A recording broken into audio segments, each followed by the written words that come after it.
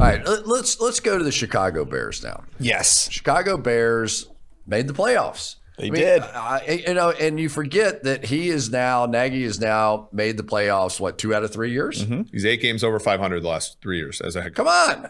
And you feel like he's on the brink of losing his job, right? He's right there. He's getting it done. And now, of course, here comes Justin Fields. And I've never heard Chicago fans in general are depressing human beings anyway, because they've been through with the Cubs. They've never had the quarterback, all the stuff that you hear about coming out of Chicago.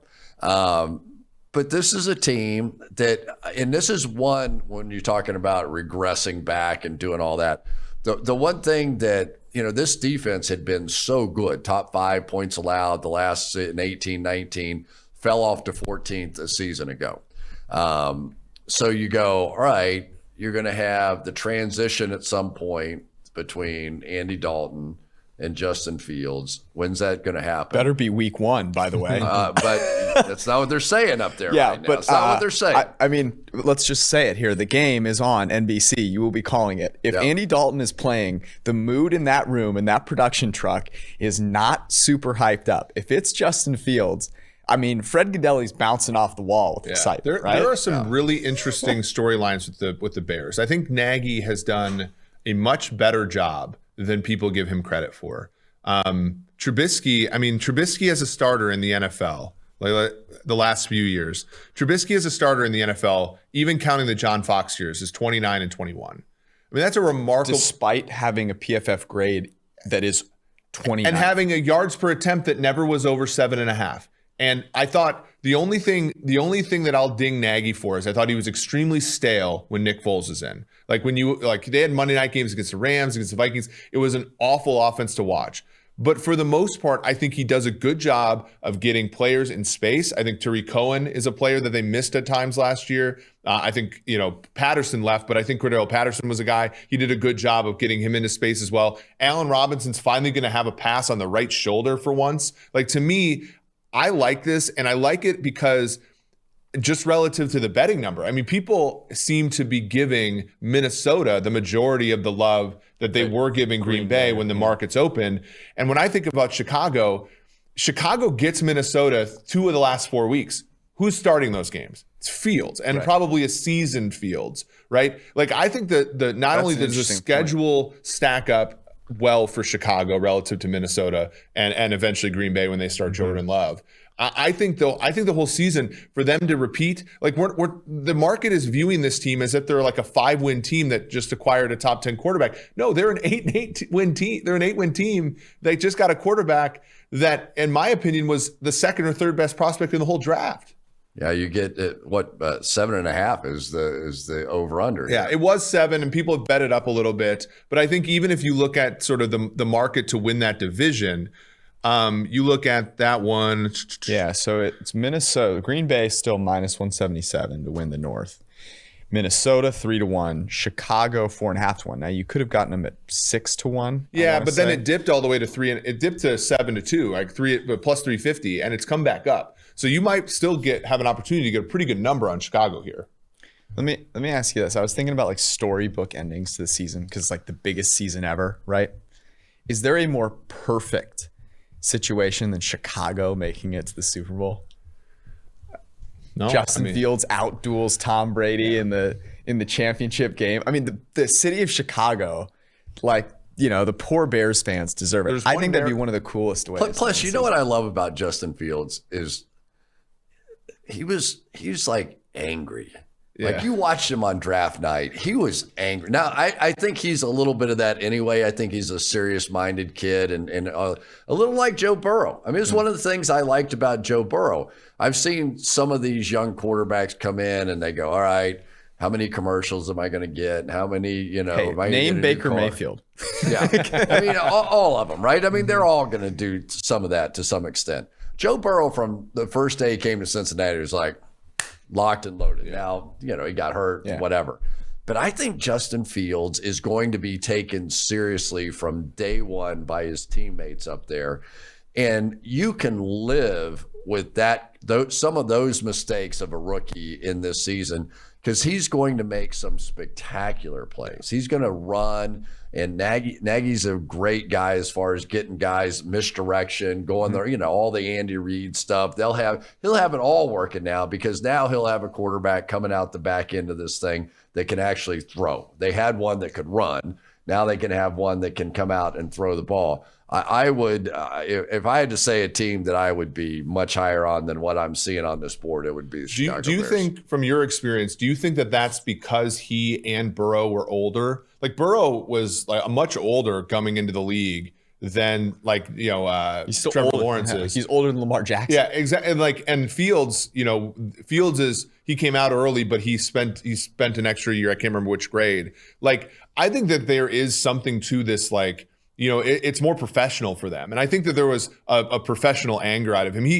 I think he came off extremely well in the draft process by being, constantly dinged over and over and over again. And he just kind of had this calm about him. I think he'll fit in well in Chicago. The one worry I do have about him specifically in Chicago is the Nagy was the offensive coordinator when they sat Mahomes an entire year. And I worry, if I'm betting the Bears, that he thinks that's the formula, when in reality it's Kansas City and San Francisco, who we just talked about, are two circumstances that are conducive to a guy sitting.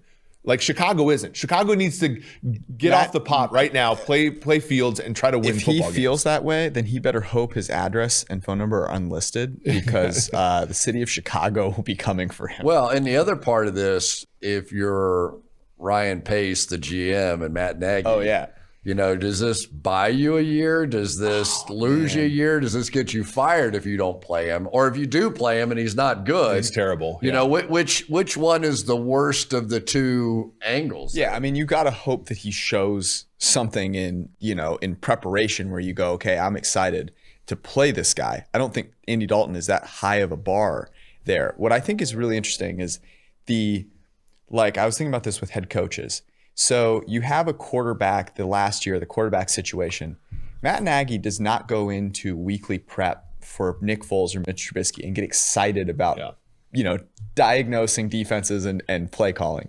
I feel like maybe for the first time since becoming a head coach, he'll have the excitement of, my quarterback could execute some cool stuff.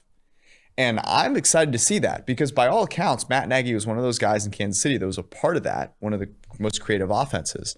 And so I'm with you. I believe that they'll play Justin Fields early, if not week 1. And if Green Bay doesn't have Aaron Rodgers, Chicago and not Minnesota is the team that I think wins that. Chris, here's a betting related question. Last season, your first Sunday night game was Rams, Cowboys. Cowboys, I think, close favorite. Mm-hmm. Rams upset the Cowboys. It was a pretty surprising result. This season on Sunday Night Football, week 1, the Bears +7 against the Rams. All the things you said about the Rams, all the things you said about the Bears. Chicago +7, a good bet? I would be on it. I mean, it just because opening day, who knows anything, right? I mean, it's like it takes a month to figure out who these teams are anyway. But I think the Bears defense is better than what they did. Now they lose some cornerbacks this year. That's Fuller. They lose Screen. They lose, so who knows what that means. But we haven't even talked about the second round pick, but they move up again, get 13 Jenkins, spots and get Tevin Jenkins, which and both their tackles, if I'm not mistaken, both are in the final year of their contracts. Mm-hmm. So he could end up on the right side or left side as we move forward here a year from now. But this has gone from a team that, in my mind, sort of felt like, what was the plan? Mm-hmm. We were talking about Russell Wilson. We were talking about Deshaun Watson. But if you had your choice right now, would you rather have Russell Wilson in that contract or Justin Fields and the much cheaper contract, not even a top 5 pick, right? Yeah. Who would you rather have moving forward for the next 5 years? I think if I'm Nagy and Pace, I still take Fields in this situation. It's weird because I think almost every other circumstance I'd say you take Russell Wilson on, but the Bears are a team that is so depleted from having all the Khalil Mack first round picks gone, right? This is their first round pick in forever. That if you bring in Wilson and further deplete the roster, like it might, and then Wilson, you could wonder if he's declining or not or whatever. To me, I think Fields does a great job because you have a small contract. The bar is lower for quarterbacks on rookie deals, and you can come in and backfill now the rest of the roster because plus you're not you would have committed. had to give up all those draft picks for the next 2 or 3 years. That's the same condition the Rams are in, right? The Rams are not going to have a first round pick for like 5 years now. Like my kids are going to be in college by the time the Rams pick in the first round again. And so think about all the pressure that goes on Stafford there. And that pressure would be on Wilson, I think, 10 times as much. Yeah. Because you're not able to retain Allen Robinson that way. You're not able to retain, there are going to be good players that work out for you that you want to give second contracts to, that you have to ignore because you have Wilson in this case. In addition to just taking huge lottery tickets on the draft picks you have in rounds 2 and later. They would have looked very similar to how the Seahawks look, where it's just like, we're trying to pay a lot of guys and we're not going to be able to pay that many. The quarterback's going to have to make up for that. And I'm with you. Look, Justin Fields to me was a guy that was not in the conversation, should not have been in the conversation for any pick past 3. So yes, I want a guy that could arguably be the number 1 pick at a cheap cost with that type of talent around him. Like that to me is the way that you get yourself into competition for a Super Bowl. They're 22-1 to make the Super Bowl out of the NFC. They're 50-1 to win it. Those are my long shot bets that I do like.